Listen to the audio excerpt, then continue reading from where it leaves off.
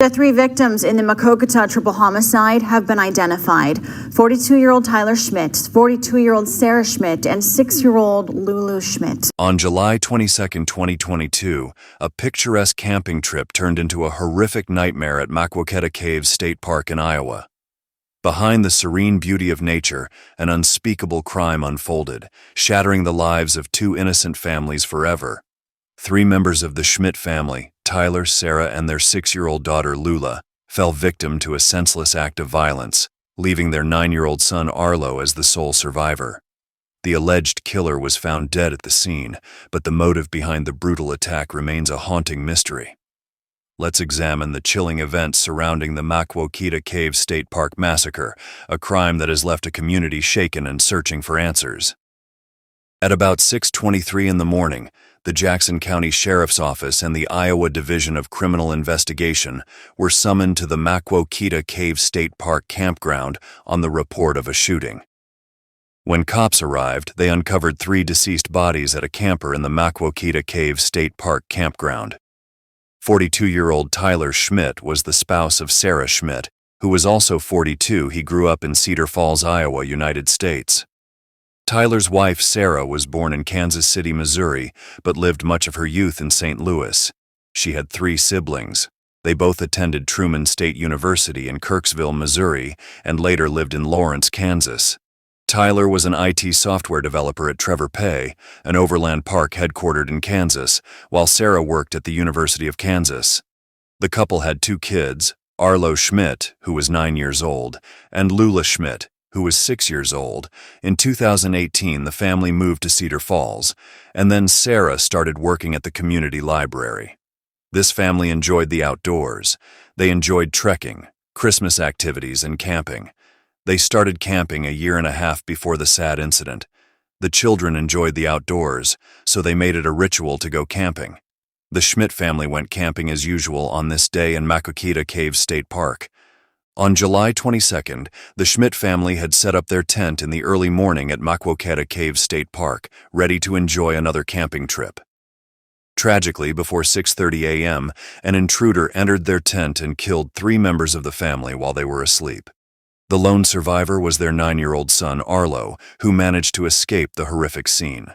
Tyler Schmidt was shot multiple times and stabbed to death. Sarah Schmidt was fatally stabbed, and Lula, their 6-year-old daughter, was strangled and also shot. Arlo ran for help after witnessing the brutal attack on his family, fleeing barefoot through the park. As he made his way toward safety, he encountered another camper, Cecilia Sherwin, who, along with her family, was staying at the same campground but about 75 yards away from the Schmidts. Cecilia immediately took Arlo by the hand and rushed to the campground entrance, where she called 911, frantic and panicked. "There's been a shooting, there's been a shooting," she exclaimed to the dispatcher. The operator responded quickly, asking for more details. Cecilia, still in shock, explained that a young boy had just come running from the campgrounds, stating that his family had been attacked. The dispatcher then asked to speak to Arlo, who described the terrifying event. He said he had woken up to the sight of a man dressed in black with a weapon, heard his sister screaming, and then the sound of gunfire before he fled. Within minutes, a park ranger arrived, and soon after the police were on the scene. Officers discovered the bodies of the Schmidt family, confirming that no other individuals were involved in the attack. After an extensive search of the area, authorities found the suspected killer, son of Cecilia Sherwin, 23-year-old Anthony Orlando Sherwin, dead from a self-inflicted gunshot wound. Anthony Sherwin, a camper from La Vista, Nebraska, had been staying with his family at the campground, though they were positioned some distance from the Schmidts. Following the discovery of Anthony Sherwin's body, the authorities worked swiftly to evacuate the remaining campers from the park. Each person was interviewed, and it was determined that Anthony Sherwin had acted alone. Although a motive remains unclear, evidence gathered at the scene pointed to Anthony Sherwin as the perpetrator. His body was recovered, and an investigation later confirmed that he had died by suicide. Despite thorough searches and interviews, no clear connection between Sherwin and the Schmidt family was found. The authorities continue to piece together the events that led to this senseless tragedy. However, the park is deemed an active crime scene, hence it is closed to the public because of the killings. 2 weeks later, on Friday, August 4th, autopsy reports came out, and the cause of death was reviewed. The police have declined to react to several issues, like if the gun found on Anthony Sherwin's body was the same used for the murder. The Sherwin's family wanted the entire and final reports. They questioned the lead investigators whether a strong match for the pistol was seen, but no reply was offered. Debbie McClung, Strategic Communications Bureau Chief at the Iowa Department of Available Safety, claimed that the information they demand is not available. They can only discuss current facts and circumstances of the situation.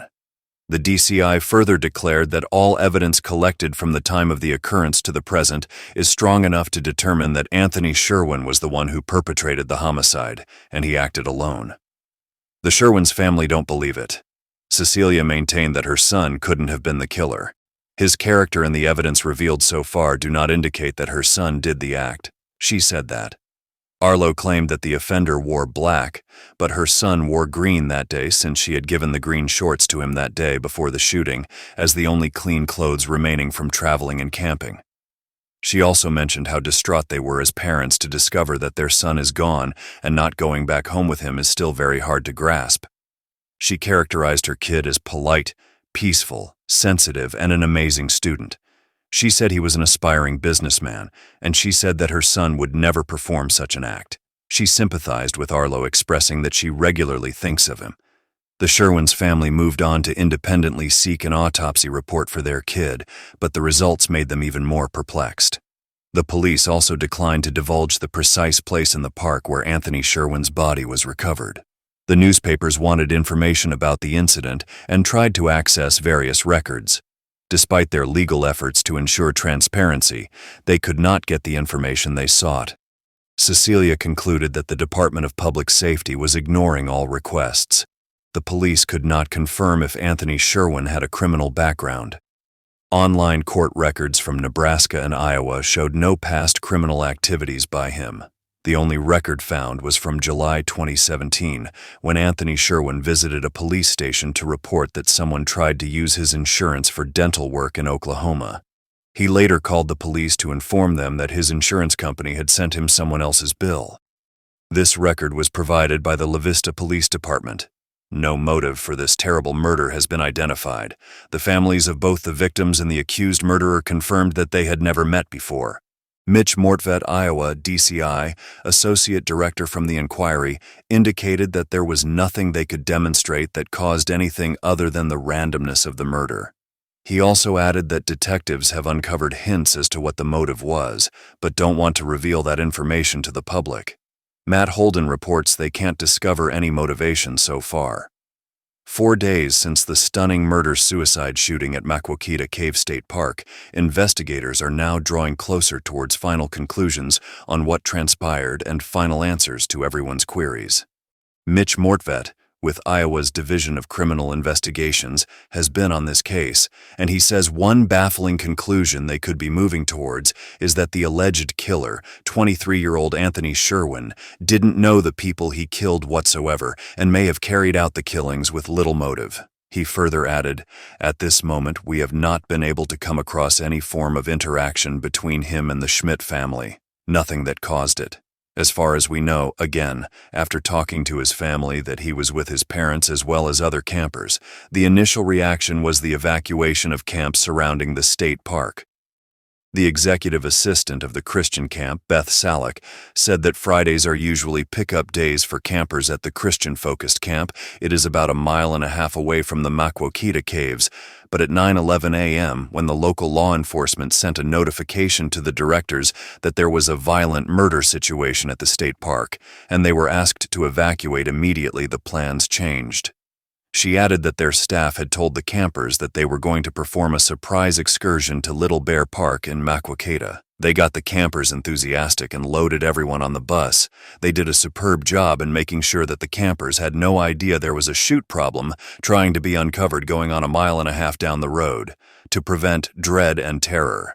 There have been many additional reactions to the tragic news from close relatives, community members, and other personnel in Iowa. The mayor, Rob Green, commented on Facebook about the tragedy. He presented the news and information regarding the funeral arrangement. He added that he knew Sarah well, and that she and her family were regular walkers in the Sartori Park neighborhood.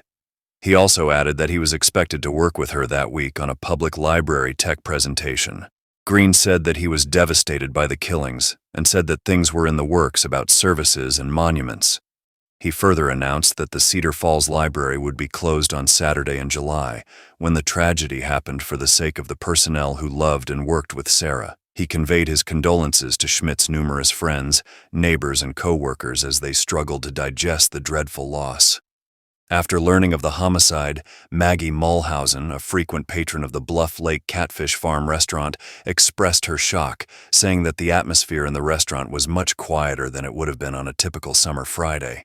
The restaurant is located so close to the park that both customers and employees typically drive through it to get there. She proceeded by adding that she considered the episode as confirmation of the ongoing mental health crisis in the United States, and that it was awful and sad that incidents like this still occurred in the globe. The eastern entrance to the park was closed all afternoon on Friday, the day of the incident.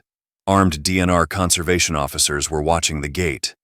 DNR spokesman Tammy Krausman said the gate will stay closed until July 28th. On that same Friday, all camping bookings were canceled and refunded. Iowa DNR Director Kayla Lyon shared her sadness for the families affected by this tragic event. U.S. Representative Ashley Hinson also commented on Twitter about the awful and senseless violence that occurred. She showed support for the people of Iowa and said they would keep watching the situation until it was resolved. The Cedar Falls community is remembering a family who lost 3 members in this senseless killing at Maquoketa Cave State Park. Only one small son survived. They said, "Our hearts are broken, and our lives are shattered. We carry on for Arlo to love and support him." The city of Cedar Falls hosted a ceremony for Tyler, Sarah, and their 6-year-old daughter Lula Schmidt, who were tragically killed while camping. Their 9-year-old son, Arlo, survived the attack.